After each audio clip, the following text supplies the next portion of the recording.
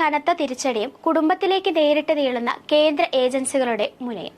ഒടുവിൽ നീണ്ട ഇടവേളയ്ക്ക് ശേഷം മാധ്യമങ്ങൾക്ക് മുന്നിൽ പ്രതിരോധ കോട്ട കെട്ടി മുഖ്യമന്ത്രി പിണറായി വിജയൻ.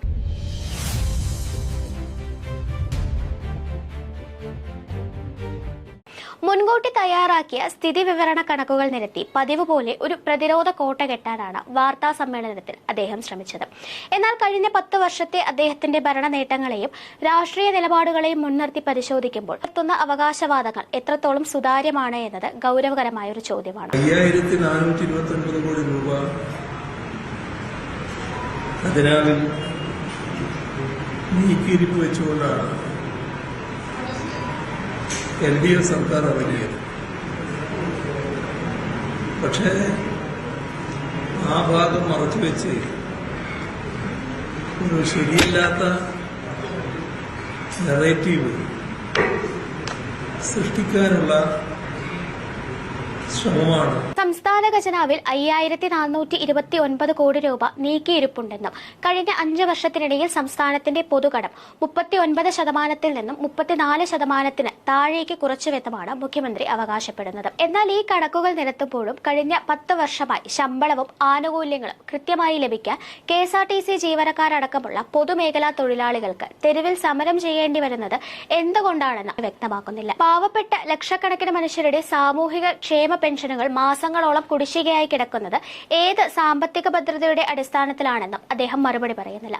10 വർഷം തുടർച്ചയായി ഭരിച്ചിട്ടും സംസ്ഥാനത്തെ ഉൽപാദന മേഖലകളിലോ വരുമാന സ്രോതസ്സുകളിലോ സ്വയം പര്യാപ്തരാകാൻ കഴിയാത്തതിന്റെ പരാജയം മറച്ചുവെക്കാൻ ഇപ്പോഴും കേന്ദ്ര നയങ്ങളെയും ഗവർണറുടെ നയപ്രഖ്യാപന പ്രസംഗത്തെയും മാത്രം കുറ്റം പറയുന്ന പഴയ തന്ത്രം തന്നെയാണ് അദ്ദേഹം ഇപ്പോഴും ആവർത്തിക്കുന്നത്. കിഫ്ബിയെയും കുടുംബശ്രീയെയും കുറിച്ച് ഗവർണർ മിണ്ടിയില്ല എന്ന് പരാതിപ്പെടുമ്പോഴും കഴിഞ്ഞ 10 വർഷത്തിനിടയിൽ കിഫ്ബി വഴി പ്രഖ്യാപിച്ച വലിയ വികസന പദ്ധതികളിൽ എത്ര എണ്ണം കൃത്യസമയത്ത് പൂർത്തിയാക്കാൻ സർക്കാരിന് കഴിഞ്ഞു എന്ന ചോദ്യത്തിന് മുന്നിൽ അദ്ദേഹത്തിന് കൃത്യമായ മറുപടിയുമില്ല. മകൾ വീണ വിജയന്റെ ബാങ്ക് അക്കൗണ്ട് ED മരവിപ്പിച്ച നടപടിയെയും എക്സാലോജി കമ്പനിക്കെതിരെയുള്ള അന്വേഷണത്തെയും കേവലം കേന്ദ്രത്തിന്റെ രാഷ്ട്രീയ വേട്ടയാടലായി മാത്രം ചിത്രീകരിക്കാനാണ് പിണറായി വിജയൻ വാർത്താ സമ്മേളനത്തിൽ ശ്രമിച്ചത്. എന്നാൽ അദ്ദേഹത്തിന്റെ ഔദ്യോഗിക വസതിയിൽ 8 മണിക്കൂറിലധികം ED റെയ്ഡ് നടക്കുന്ന അസാധാരണമായ സാഹചര്യത്തിലേക്ക് കാര്യങ്ങൾ എത്തിയിട്ടും ഇതിനെയെല്ലാം വെറും രാഷ്ട്രീയ പ്രതികാരം എന്ന് പറഞ്ഞ് തള്ളിക്കളയാൻ അദ്ദേഹത്തിന് ജനങ്ങൾക്ക് മുന്നിൽ സാധിക്കുമോ? കഴിഞ്ഞ 10 വർഷത്തെ ഭരണത്തിനിടയിൽ 1ാം പിണറായി സർക്കാരിനെ പിടിച്ചുലച്ച സ്വർണ്ണക്കടത്ത് കേസ് മുതൽ 2ാം സർക്കാരിന്റെ കാലത്തെ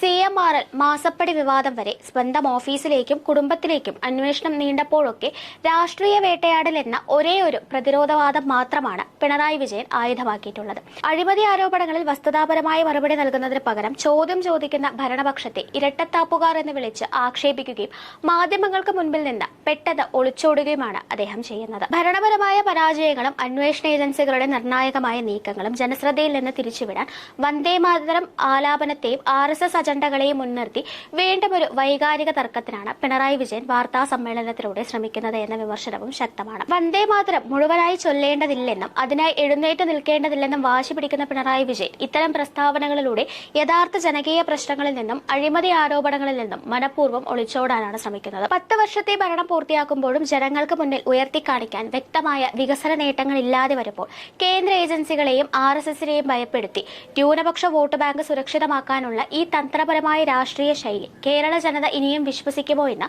വരും ദിവസങ്ങളിൽ കണ്ടറിയേണ്ടതുണ്ട്. News desk India mirror.